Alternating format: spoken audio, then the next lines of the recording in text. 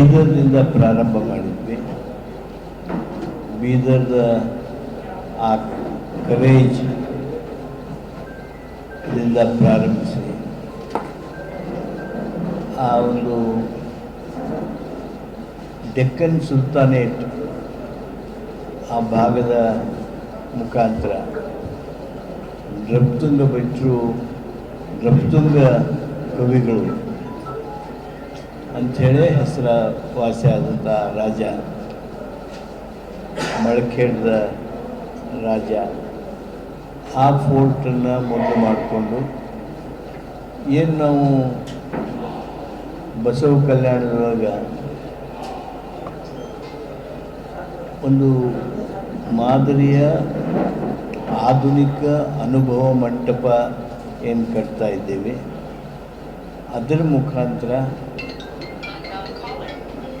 ಮುಂದಿನ ದಿವಸ ಅಂದರೆ ಅದರ ನಂತರದ ದಿವಸ ನಾಗಾವಿ ವಿಶ್ವವಿದ್ಯಾಲಯಕ್ಕೆ, ಚಿತ್ತಾಪುರದ ಹತ್ರ ಇದ್ದಂಥ ನಾಗಾವಿ ವಿಶ್ವವಿದ್ಯಾಲಯಕ್ಕೆ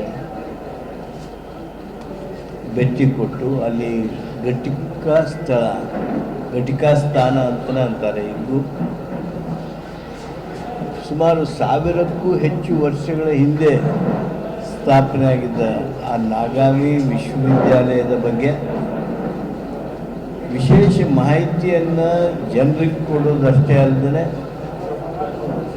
ಆ ಸರ್ಕಾರದ ಅಧಿಕೃತ ಕಾರ್ಯಕ್ರಮದ ಮುಖಾಂತರ ನಾವು 3 ಮಂದಿ ಸಚಿವರಿದ್ದು, ಅನೇಕ ಶಾಸಕರುಗಳಿದ್ದು, ಅದರ ಮಾಹಿತಿ ಜನಸಾಮಾನ್ಯರ ಗಮನಕ್ಕೆ ತರುವುದು ಅಲ್ಲದೆ ಇತಿಹಾಸವನ್ನು ದೊಡ್ಡ ಪ್ರಮಾಣದಲ್ಲಿ ಹೊರಗೆ ಹಾಕಿದ್ವಿ. ನಂತರ ಸಂಶೋಧನೆಯನ್ನು ಪ್ರಾರಂಭ ಮಾಡಿದ್ದೇವೆ. ಅಲ್ಲಿ ಬೆಳವಣಿಗೆಯನ್ನು ಈಗ ಬಹುದೊಡ್ಡ ಪ್ರಮಾಣದಲ್ಲಿ ಆಗೋದಕ್ಕೆ ಯೋಜನೆ ಮಾಡಿದ್ದೇವೆ. ಆ ರೀತಿ ಗುಲ್ಬರ್ಗ ಜಿಲ್ಲೆಯೊಳಗೆ ಪೂರ್ಣ ಮುಗಿಸ್ಕೊಂಡು ಯಾದಗಿರಿಯೊಳಗೆ, ಶಿರ್ವಾಳದೊಳಗೆ ನಿಮಗೆಲ್ಲರಿಗೂ ಆಶ್ಚರ್ಯ ಆಗ್ಬೋದು. ಒಂದು ರೀತಿ ಲಕ್ಕುಂಡಿ ಹೆಂಗೈತಿ ಹಂಗೆ ಐತೆ. ಸುಮಾರು ಗುಡಿಗಳು, ಸುಮಾರು ಬಾವಿಗಳು ಅಲ್ಲಿ ನಿರ್ಮಾಣ ಆಗಿ ಇವತ್ತು ಯಾರೂ ಅದರ ಕಡೆ ಲಕ್ಷ್ಯ ಇಲ್ಲದೇ ಹಾಳು ಬಿದ್ದಿರುವಂಥ ಆ ದೃಶ್ಯ, ಅದನ್ನು ಬದಲಾಯಿಸುವ ಪ್ರಯತ್ನ ಅಲ್ಲಿ ಆಗಿದ್ರೆ ಮುಂದಿನ ಹೆಜ್ಜೆಯಾಗಿ ನಾವು ಐಹೊಳೆಯನ್ನು ಭೇಟಿ ಕೊಟ್ಟಿದ್ವಿ, ಪಟ್ಟದಕಲ್ಲು ಭೇಟಿ ಕೊಟ್ಟಿದ್ವಿ, ಬಿಜಾಪುರ್ಗೆ ಹೋಗಿದ್ವಿ. ಅಲ್ಲಿರ್ತಕ್ಕಂಥ ಆ DC ಕಚೇರಿಯನ್ನು ಹೇಗೆ ನಾವು ಮ್ಯೂಸಿಯಂ ಮಾಡ್ಬೋದು,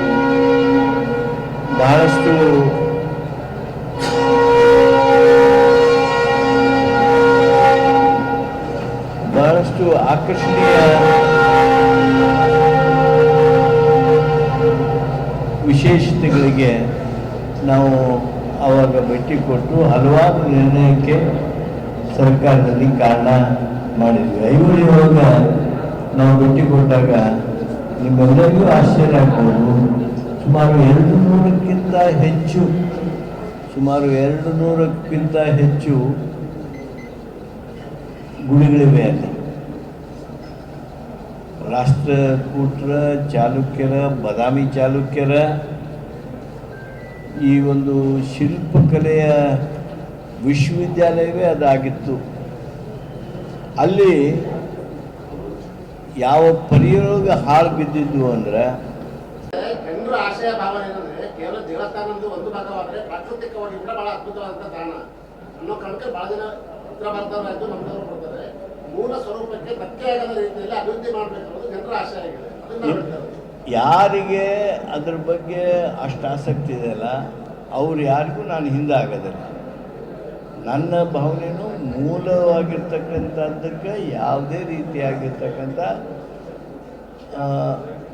ಹೊಡೆತ ಬೀಳಬಾರ್ದು ಅಥವಾ ಜನರ ಭಾವನೆಗೆ ಘಾಸಿ ಆಗಬಾರ್ದು. ಆದರೆ ಇದನ್ನೆಲ್ಲ ನಾವು ಚರ್ಚೆ ಮಾಡೋಣ, ಅದಕ್ಕೆ ನಾನು ನಿಮ್ಗೆ ತೋರಿಸ್ತೇನೆ ಅಂತ ಹೇಳಿದೆ.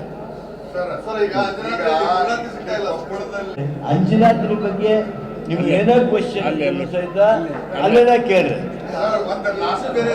ಕೊಪ್ಪಳದಲ್ಲಿ ಇತಿಹಾಸಗಳು ಕುಮಾರಸ್ವಾಮಿ ಹುಲ್ಲಿಕೆರೆ ಮಲನಾದಲ್ಲಿ ಕುಮಾರರಾಮ ಮುಂಚೆಗೆ ಹುಟ್ಟಿದ ಇಡೀ ಕೊಪ್ಪಳದ ನೀರು ಕೊಡೋದು ಹುಲ್ಲಿಕೆರೆ ತಾವು ವಿದ್ಯುತ್ ಕೊಟ್ರೆ ಇಟಗಿದು ಕೊಟ್ರೆ ಮರದಾನ ಅದನ್ನ ನೋಡಿ ನೋಡಿದ್ರೆ ಇವು ಆಂಜನೇಯ ಬೆಟ್ಟದ ಈಗ ಹೋಗ್ತೀನಲ್ಲ, ಇದು ನಾಲ್ಕು ಕಡೆ ಮುಗಿದ್ಮೇಲೆ ಈ 3ನೇ ಹೆಜ್ಜೆ ಮುಗಿದ್ಮೇಲೆ 4ನೇ ಹೆಜ್ಜೆ ಇಟಗಿಯಿಂದ ಪ್ರಾರಂಭ ಮಾಡ್ತಾ ಇದ್ದೀನಿ.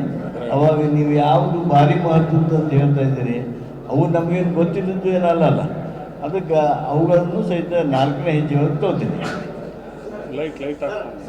ಹೇಳಿ. ಅದೇ ಹೆಸರಲ್ಲಿ ಅಲ್ಲಿರ್ತಕ್ಕಂಥ ರೆಸಾರ್ಟ್ಗಳು ಅನೈತಿಕ ಚಟುವಟಿಕೆಗಳನ್ನು ನಡೆಸ್ತಿದ್ರು. ಮೊನ್ನೆ ಒಂದು ಕಡೆ ಡ್ರಗ್ಸ್ ಇತ್ತು, ಮತ್ತೆ ಆ ರೆಸಾರ್ಟ್ಗಳಿಗೆ ಯಾವುದೂ ಪರ್ಮಿಷನ್ ಇಲ್ಲ, ಎಲ್ಲವೂ ಇಲ್ಲಿಗಲ್ ರೆಸಾರ್ಟ್ಗಳು. ಅಂಥ ರಿಸಾರ್ಟ್ಗಳ ಮೇಲೆ ಉಗ್ರವಾಗಿರ್ತಕ್ಕಂಥ ಕಾನೂನು ಕ್ರಮ ತಗೊಳ್ತೀವಿ ತಕ್ಷಣ ಹೇಳ್ತೀನಿ. ಅಲ್ಲ ರೀ, ಇವೆಲ್ಲ ನೋಡ್ರಿ, ಪ್ರೆಸ್ ಕಾನ್ಫರೆನ್ಸ್ನಾಗ ಇಂಟ್ರಾಗೇಷನ್ ಮಾಡ್ದಂಗೆ ಮಾಡಬೇಡ್ರಿ. ಕೇಳ್ರಿ.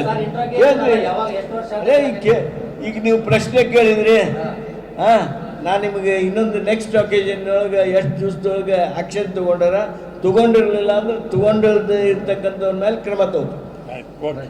ಧನ್ಯವಾದ. ಸರ್, ಈಗ ಜಾತಿ ಗಣತಿಗೆ ಪುನಃ ಜಾತಿ ವಿಶೇಷ ವಿರೋಧ ಮಾಡ್ತಾ ಇದ್ದಾರೆ. ಕ್ರಿಶ್ಚಿಯನ್ ಬೇಡ ಅಂತ ಹೇಳಿದ್ರೆ ಒಂದ್ ಕಡೆಗೆ ಕೇಂದ್ರ ಸರ್ಕಾರ ಮಾಡ್ತಾ ಇದೆ, ಈ ಜಾತಿ ಗಣತಿ ಮರು ಜಾತಿ ಗಣತಿ ಅವಶ್ಯಕತೆ ಇದೆ ಅಂತ ಹೇಳ್ತಾರೆ. ಸರ್ಕಾರದ ಹಣವನ್ನ ಪುನಃ ಪೋಲ್ ನೋಡ್ರಿ,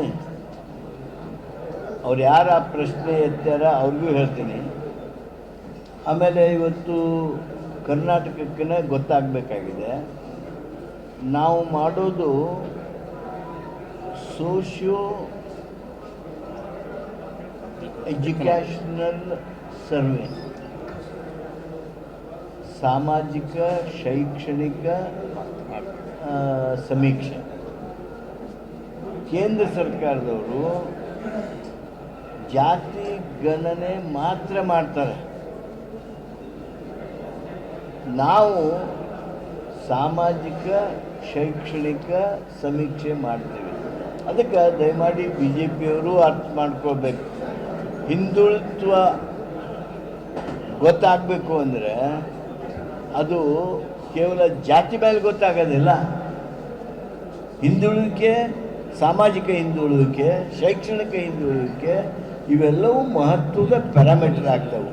ಆದ್ದರಿಂದ ಅವರು ಏನು ತಪ್ಪು ಕಲ್ಪನೆಯೊಳಗೆ ಮಾತನಾಡ್ತಾ ಇದ್ದಾರೆ, ಅವ್ರಿಗೆ ನಾನು ಇಷ್ಟೇ ಹೇಳೋದಕ್ಕೆ ಬಯಸ್ತೀನಿ, ಏನು ವಾಸ್ತವಿಕ ಅಂಶ ಇದೆ ಅದನ್ನು ಅರ್ಥ ಮಾಡಿಕೊಡ್ರಿ.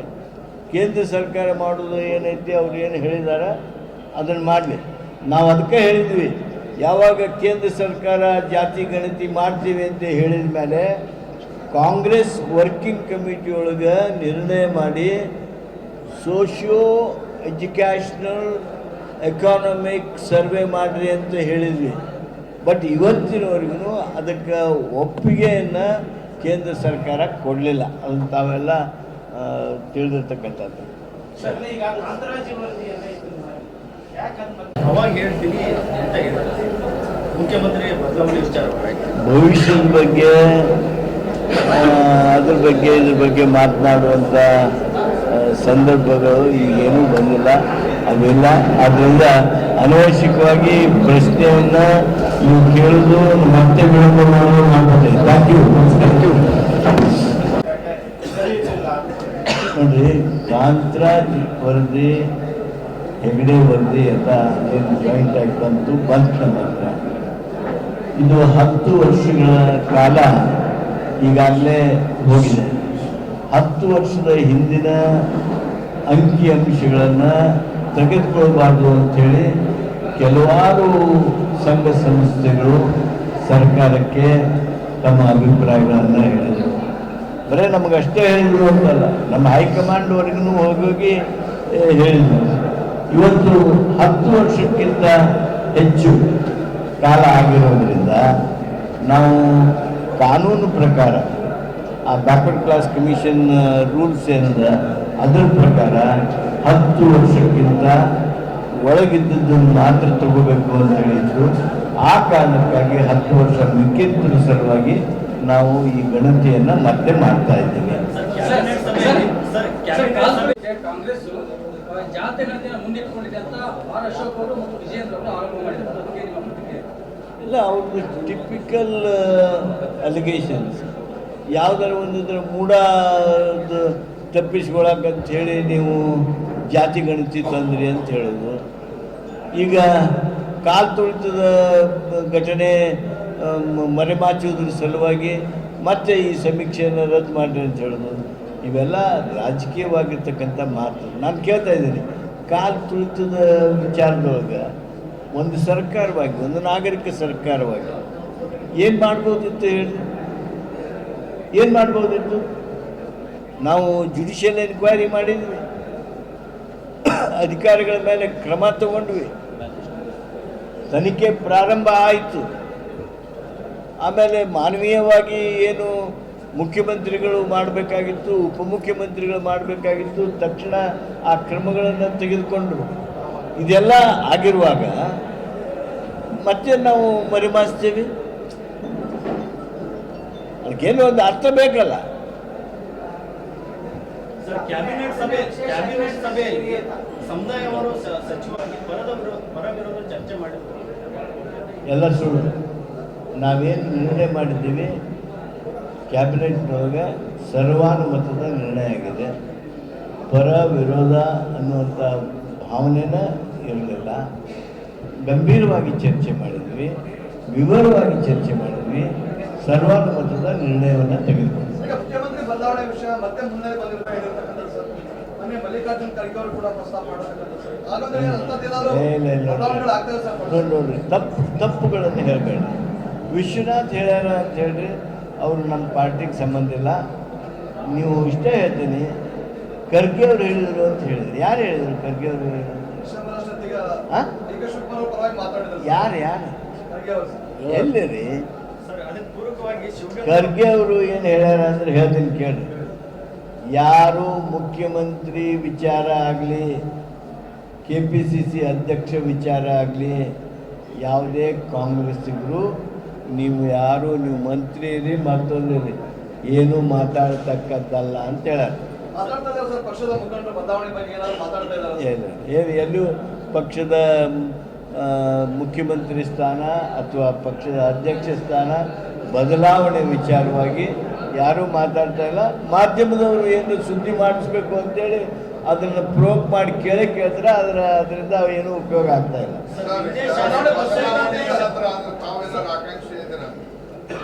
ಪ್ರಶ್ನೆ ಉದ್ಭವ ಆಗೋದಿಲ್ಲ. ನಾವ್ಯಾರು ಮುಖ್ಯಮಂತ್ರಿ, ಅಧ್ಯಕ್ಷ ಸ್ಥಾನ ಇವುಗಳ ಬಗ್ಗೆ ಮಾತನಾಡಕೂಡದು ಅಂತೇಳಿ ನಮ್ಮ ಹೈಕಮಾಂಡ್ ಇದೆ. ಅದನ್ನು ನೀವು 10 ಸಲ ಕೇಳಿದ್ರು ಇದ್ದ ಹೇಳ್ತೀವಿ, ನಾವು 11ನೇ ಸಲ ಕೇಳಿದ್ರು ಇದೆ. ನಾನು ನಿಮ್ಗೆ ಬಿಜೆಪಿ ಒಂದ್ ರೀತಿ ಹೇಳ್ತಾರೆ, ನೀವು ಒಂದ್ ರೀತಿ ಹೇಳ್ತೀರಿ. ಅದಕ್ಕೆ ಟೋಟಲ್ ಅವ್ರ ಸರ್ಕಾರದಲ್ಲಿರುವಂತ ಅನುದಾನ ಎಷ್ಟು, ನಿಮ್ಮ ಸರ್ಕಾರದಲ್ಲಿ? ನೋಡ್ರಿ, ನಾನು ನಿಮ್ಗೆ ಇಷ್ಟೇ ಹೇಳ್ತೀನಿ, ಎಷ್ಟಿಟ್ರಿ, ಎಷ್ಟದ, ಎಲ್ಲದ ತೋರಿಸ್ರಿ. ಇವೆಲ್ಲ ಪ್ರಶ್ನೆ ಮಾಡ್ಕೊಂಡ್ರೆ 75 ವರ್ಷ ಕಳೆದಿಲ್ಲ ಕೇಳಿ, 75 ವರ್ಷ ಕಳೆದಿಲ್ಲ. ಅದಕ್ಕೆ ನಾವು ಏನು ಮಾಡ್ತೀವಿ ಅನ್ನೋದನ್ನು ಅಲ್ಲಿ ಬಿಟ್ಟು ನಂತರ ಅಲ್ಲೇನ ನಿಮಗೆ PPT ಮುಖಾಂತರ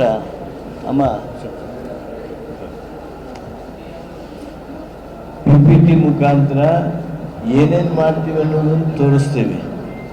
ಅದು ಯಾವ ಕಾರ್ಯಕ್ರಮ ಅನ್ನೋದನ್ನು ತೋರಿಸ್ತೀವಿ. ಯಾಕಂದ್ರೆ ಇದು ನಾವೆಲ್ಲ ಹಿಂಗೆ ಮಾಡ್ಕೊಂತ ಬಂದ್ವಲ್ಲ. 75 ಇಯರ್ಸ್ ನಾವು ಏನು ಆಗ್ಯದಲ್ರಿ ಅಲ್ಲಿ. ಅದಕ್ಕೆ ಮಾತಾಡಿ ಹೋಗುವಂಥದ್ದು ಅಲ್ಲ ಇದು. ಅದಕ್ಕೆ ತಾವು ಸಕಾರಾತ್ಮಕವಾಗಿ ನಮ್ಮ ಜೊತೆಗೆ ಇರಬೇಕು. ಅಲ್ಲವೇ ಏನು ಮಾಡ್ತೀವಿ ಅನ್ನೋದು ನಾನು ನಿಮಗೆ ತೋರಿಸ್ತೇನೆ, ಅಲ್ಲೇ ಹೇಳ್ತೀನಿ. ಅವಾಗ ನಿಮ್ಮ ಸಲಹೆ ಹೇಳಿರಂತ ಇಲ್ಲ.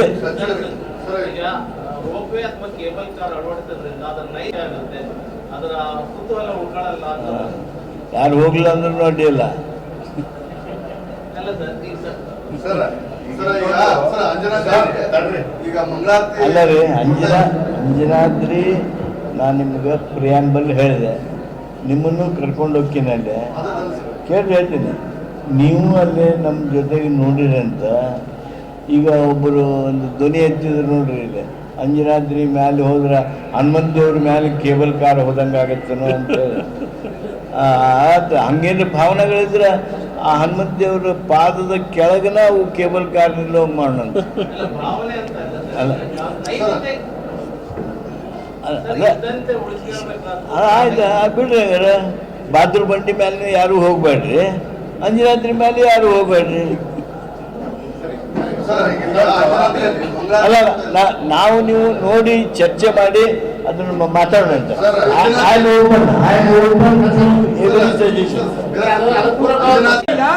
ಸೈಲೆನ್ಸ್. ಇಲ್ಲಾಂದ್ರೆ ಎಲ್ಲರೂ ದಯವಿಟ್ಟು ಕೈ ಮುಗಿತೀನಿ ಹೊರಗೆ ಹೋಗ್ರಿ. ದಯವಿಟ್ಟು ಇವತ್ತಿನ ಕಾರ್ಯಕ್ರಮದಲ್ಲಿ ನಿಶ್ಶಬ್ದತೆಯನ್ನು ಕಾಯ್ಕೊಳ್ರಿ. ಇವತ್ತು ನಮ್ಮ ನಾಯಕರಾದಂಥ ಪ್ರವಾಸೋದ್ಯಮ ಸಚಿವರು ಹಾಗೂ ಕಾನೂನು ರಾಘಣ್ಣ ಅವರಿಗೆ ಹಾಗೂ ವೇದಿಕೆ ಮೇಲಿರ್ತಕ್ಕಂಥ ಎಲ್ಲ ನಮ್ಮ ಪಕ್ಷದ ಮುಖಂಡರಿಗೆ, ತಮ್ಮೆಲ್ಲರಿಗೆ ಆರ್ಥಿಕವಾಗಿ ಸ್ವಾಗತ ಬಯಸಿ, ಮುಖ್ಯವಾಗಿ ಮಾಧ್ಯಮದ ಗೆಳೆಯರು ದಯವಿಟ್ಟು ಹಿಂದಿದ್ದವರು ಮಾತಾಡಬಾರ್ದಂತ ಮತ್ತೊಮ್ಮೆ ವಿನಂತಿ ಮಾಡಿಕೊಂಡು ನನ್ನ 2 ಮಾತುಗಳನ್ನು ಮುಗಿಸ್ತೇನೆ. ಧನ್ಯವಾದಗಳು. ಸದಸ್ಯರಾದ ಮಾನ್ಯ ಹಿಟ್ನಾಳವರೇ,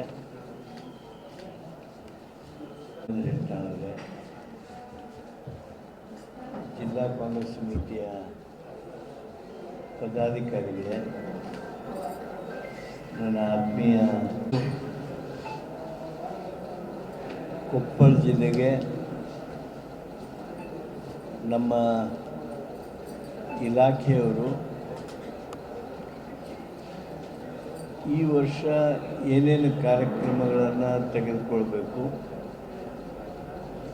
ಅನ್ನೋದನ್ನು ನೋಡೋದಕ್ಕೆ, ಹಾಗೂ ನನ್ನ 3ನೇ ಹಂತದ ನಮ್ಮ ಸ್ಮಾರಕ ಅವುಗಳ ರಕ್ಷಣೆಗಾಗಿ, ಸಂರಕ್ಷಣೆಗಾಗಿ ಪ್ರವಾಸ, ಅದರ ಜೊತೆಗೆ ನಮ್ಮ ಸ್ಮಾರಕಗಳನ್ನು ದತ್ತು ಪಡೆಯುವ ಕಾರ್ಯಕ್ರಮಕ್ಕೆ ಒತ್ತು ಕೊಡುವ ಈ ಒಂದು ಕಾರ್ಯಕ್ರಮವನ್ನು, 3ನೇ ಹಂತದ ಕಾರ್ಯಕ್ರಮವನ್ನು ನಾನು ಕೊಪ್ಪಳದಿಂದ ಪ್ರಾರಂಭ ಮಾಡ್ತಾ ಇದ್ದೀನಿ.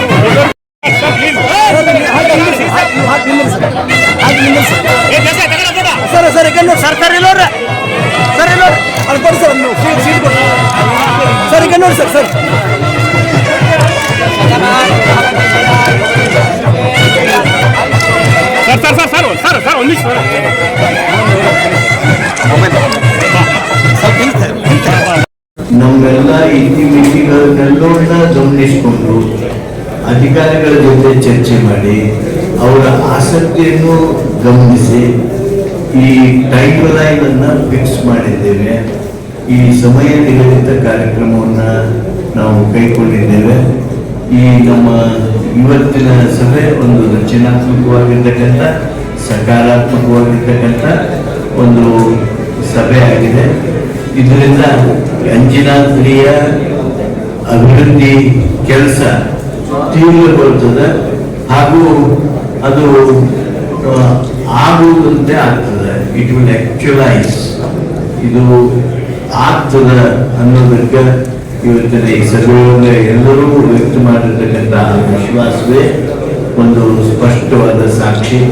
ಅಂಜನಾದ್ರಿ ಅಭಿವೃದ್ಧಿ ಕೆಲಸ ಪ್ರಾರಂಭ ಆಯಿತು ಅಂತ ಹೇಳಿ ನಾನು ಅಂದ್ಕೊಂಡು ಆ ಹನುಮಂತ ದೇವ್ರದ್ದು ಆಂಜನೇಯಂದು ಆಶೀರ್ವಾದ ನಮ್ಮೆಲ್ಲರ ಮೇಲೆ ಇರಲಿ, ನಿಮ್ಮೆಲ್ಲರ ಮೇಲೆ ಇರಲಿ ಅಂತೇಳಿ ಹೇಳಿ ಮಾನ್ಯ ಜಿಲ್ಲಾ ಉಸ್ತುವಾರಿ ಸಚಿವರು, ಮಾನ್ಯ ಸಂಸದರು, ಎಲ್ಲ ಜಿಲ್ಲಾಡಳಿತದವರು ಈ ಕೆಲಸವನ್ನು